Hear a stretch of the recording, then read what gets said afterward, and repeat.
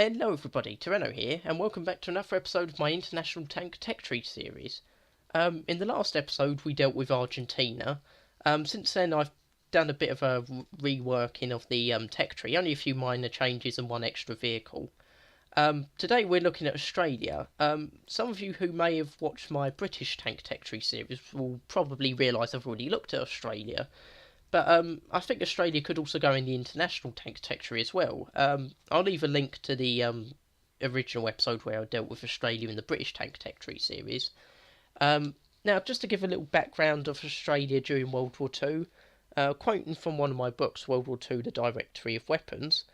In 1939, Australia's armed forces had virtually no modern tanks and lacked almost any form of heavy engineering background to produce them. Even an automobile industry was lacking, so not exactly the obvious choice for building tanks, but there are a few tanks and armoured vehicles on here.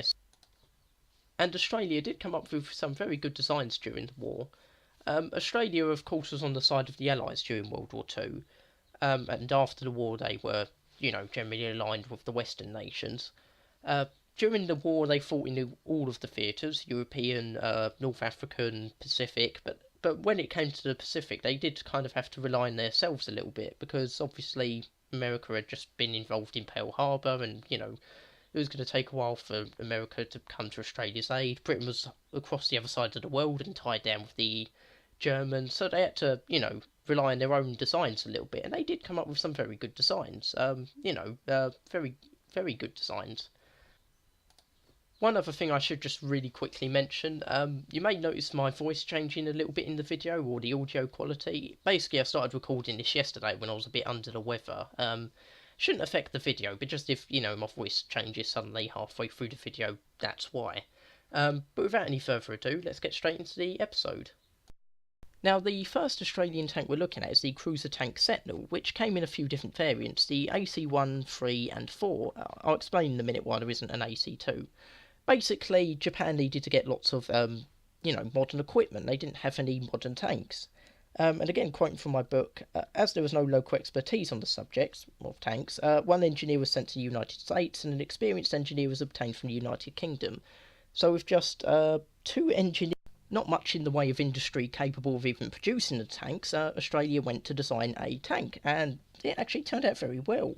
The AC-1, Australia Cruiser 1, had a 2-pounder gun, two 7.7mm machine guns, all cast hull, which was pretty impressive. I think that was actually quite rare back then. The armour was something like 25 to 65mm, and it had three Cadillac car engines joined together, which gave it a maximum speed of 30 miles an hour, which is pretty good. It only took 22 months to produce from paperwork to actually, prototypes, which was even more impressive because, again, quoting from my book, all the facilities to build the tank had to be developed even as the tanks were being built. So they were developing the factories and the tanks at the same time. And, it was a pretty good tank for 1942. I mean, maybe a little bit behind on the gun, but, for a first attempt, it's very good. Now, around this time, another model was sort of proposed, the AC-2, but by late 1941, Japan was starting to get quite aggressive. Pearl Harbor happened, so Australia decided to just focus on one tank because there was a real fear that Australia could be invaded. Things were quite desperate back then. So they had to get some sort of tank produced very, very quick. So they just focused on the AC-1. Once the AC-1 was produced, they did realise it wasn't going to be all that good for long. It was going to become obsolete quite quickly. So they decided to produce another model, the AC-3, which had a 25-pounder gun in the turret. The 25-pounder gun is actually an artillery gun, if I'm correct, 87.6mm field gun. I'm not sure what the anti-armour effect of it is, but I'm assuming that must be pretty big. I mean, it's the same calibre as the German anti-aircraft gun. It must have a decent high explosive projectile, or armour-piercing projectile. But after this, they did realise it wasn't going to be that good against armour. Obviously, they fancied the armour of Japanese tanks, so they produced the Sentinel AC-4, which was a prototype fitted with the 17-pounder. This was mid-1943, so, I think it was the first Allied tank to get a 17-pounder gun. But apparently at first they didn't have a 17-pounder gun to put on the tank to see if it could take the 17-pounder gun. So they strapped two 25-pound guns onto the turret and, fired them to see how the recoil would be. Apparently this exceeded the recoil of the 17-pounder. Presumably it was successful because they went and fitted a prototype with a 17-pounder. And, it was a very good tank. I think it would have been an excellent tank, especially in mid-1943. With the decent armour and the 17-pounder gun, it was probably better than all the other Allied tanks around at the time. Maybe a bit hyperbole, but it was a very good tank. But by this point, Shermans were being produced in massive numbers, so, there was enough to equip Australia and all the other allies with Sherman tanks. So the industry was, needed for other more important stuff, and so the Sentinel projects were shelved more or less. They were used as training tanks and prop tanks in a movie. I think it was Rats of Tobruk or something. It's a shame the Sentinel tanks weren't produced in large numbers. I think they should have really been produced in Britain. Quoting from one of my other books, the Illustrated Encyclopedia of Military Vehicles, which in return is quoting from a 1946 report of the Select Committee for National Expenditure in Britain, no tank produced in 1943 was worthy of action, while those manufactured earlier were inferior both technically and tactically to German tanks. That's describing British tanks, so I think this would have been a very good tank if produced in Britain, production license or something like that. But, they were still very good tanks, and I think they'd be very good in War Thunder. Now, where would I actually put the Sentinel tanks in War Thunder? Tiering-wise, I put the Sentinel AC-1 in the light tank line at Tier 2. The AC-3 and 4 I've put in the medium-heavy tank line. The AC-3 at Tier 3 and the AC-4 at Tier 4. The AC-3 probably could go in the self-propelled gun line, but it seems more like a tank than a self-propelled gun, if I'm honest. Battle rating-wise, the Sentinel AC-1 I could probably put 2.3 to 2.7, because it's got very good armour, but the gun isn't all that great, if I'm honest, so, that's going to bring it down quite a bit. For the AC-3 with the 25-pounder, I couldn't really find many penetration figures for it. The only figures I could find were something like 70mm at 400 yards, which is about 400 metres, which is similar to the KV-1 with the CIS-5 gun, which is battle rating 4.7, so probably about 4.7, somewhere between 4.3 to 5, really, 4.7 being the middle point. Although, without, better statistics or, figures, it's a bit hard to get a reliable battle rating. Thankfully, the AC-4 was a bit easier to deal with, because one of my books, Artillery Compared and Contrasted, has some figures for the 17-pounder. Apparently it could penetrate 130mm at 915 metres, or 1,000 yards. Doesn't say what ammunition that's with, and I'm pretty sure there's one type of ammunition that can penetrate like 200mm at that range. But with the stock ammunition, or the figures given in the book, that would probably put it around Tier 4, like I've listed it in the tech tree, and probably about rating 5.7 to 6, around there. I think that's a fair place for it to be added on the tech tree, and I hope these can be added into the game. They're very good tanks, and hopefully we will see them in the international tech tree, or British tech tree, depending how Gaijin wants to do things, but I think they should definitely be added.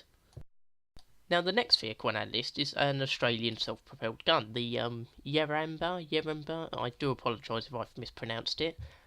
Basically, the Australians took an M3 Grant and converted it to a self-propelled gun, which had a 25-pounder gun mounted on it. But this was done in 1950, which is why we've got one of those weird situations again, because it's got the 25-pounder gun, which isn't exactly Tier 5 material. So I've put it at Tier 3, which helps to fill out Tier 3, thankfully, for me. I've bolded and underlined it, because I'm not sure whether it should go there, or if it should even be added, but let's look at the stats first. It's got the 25-pounder gun, which, again, I've only got some figures for, something like 70mm penetration at 400 metres. That's the only figure I can find online. None of my books list any figures. There was also two 7.7mm Bren machine guns. It had something like 38mm of armour, which, is okay, but not great. And it could do about 25 miles per hour. And it had 6 crew, a commander, driver, and 4 gun crew. Like I mentioned, it was put into service in 1950, which is where the difficulties come from, because, like I said, it's not really tier 5 material, but it's a post-war tank. I think the best place to put it would be tier 3, and battle rating wise, it should be able to deal with most of the early Panzer IVs, but it will struggle against the Panthers and Tigers, so probably around 4.7 to 5 battle rating. That's really the fairest place I can think of it at the moment. And like I said, I've bolded and underlined it because it may not even be a good fit for the game in general, but it would be nice to see it added. One more Australian vehicle into the international tech tree, or British tech tree again, depending how Gaijin does it. And, I thought it would be nice to at least let you know it existed, so it would be nice if it could be added, but I can understand why Gaijin might decide not to add it. Now, the next and last vehicle on our list, I wasn't sure whether to add at all. It's the Rhino Heavy Armoured Car. Now, I've put it as a premium, though it could theoretically go in the armoured car lineup.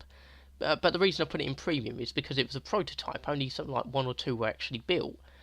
Basically, it's an armoured car which is armed with a 2-pounder gun, the 40mm gun. It's got 30mm of armour. I'm not really sure what the speed is. I can't really find any information on it online. None of my books have it listed. Apparently, it had 4 crew: a commander, driver, gunner, and loader. So where would this go in War Thunder? Like I've said already, I've put it in the premium lineup, though it could go in the armoured cars lineup. I've put it at tier 2. Battle rating wise, well, it's got the 2-pounder gun, which according to my book, World War II, The Directory of Weapons, it has armour penetration of 53mm at 450 metres. Now this is about the same as the Panzer III-J, the early model. It's slightly better than the T50, I believe, and slightly inferior to the M5A1 Stuart, though only by a little bit. So they're all about 2.3 to 2.7, so I think that would be the best place for the Rhino Heavy Armoured Car, about 2.3 to 2.7. It's got decent armour for an armoured car, it's got a good gun, and, well, I think it would be a nice little armoured car to have in the game. Like I said, I put it in the premium lineup because it was a prototype that was only built in like 1 or 2 numbers, but I think it would be nice to have in the game, or in International Tank Tech Tree or British Tech Tree, depending how guys can do it. And, it would be nice to see it in the game. So now that we've looked at the potential vehicles Australia could bring to the International Tank Tech Tree, where would Australia fit into the game itself with regards to events and realistic and simulator battles? The most obvious event I could think of is Japan actually invading Australia, and Australia having to fight back and defend itself with possible allied support. That would give an excuse to have the tanks into the game, because obviously with Japan invading they would actually start producing them. You could also do maybe events like the Sentinel actually being put into mass production, or some of the other vehicles put into mass production. Maybe being involved in the invasion of Japan. I suppose another event you could do is all the Western aligned nations against all the communist nations, and a Cold War gone hot type situation, or maybe even a resurgent China rising up and invading all its neighbours. I know some of these ideas are a little bit far-fetched, but we have got some far-fetched ideas already. Britain and America versus Russia in the Crimea, for example. But, Australia could be a good fit for the realistic and simulated battle events, and, there are some good alternate reality events that could be added into the game with Australia.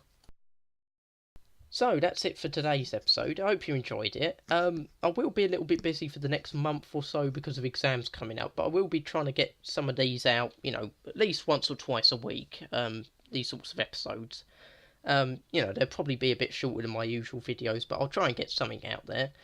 But as usual, leave likes and subscribe.